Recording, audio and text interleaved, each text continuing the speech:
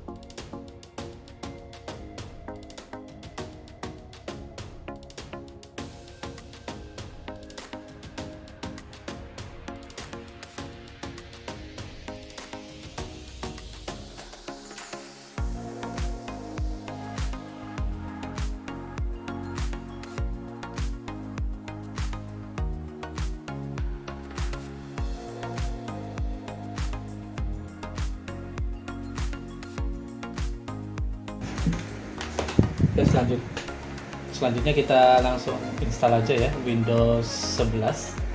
Sini saya menggunakan Flash ya sebagai media instalasinya. Kita pilih ininya Indonesia. Install now.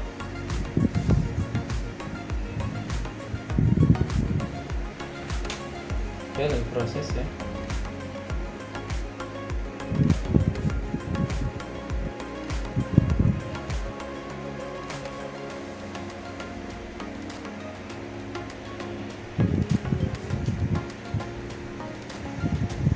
Oke, pilih yang custom aja. Di sini udah terbaca ya untuk SSD-nya, yaitu 120 GB. Kita pilih semua. Oke.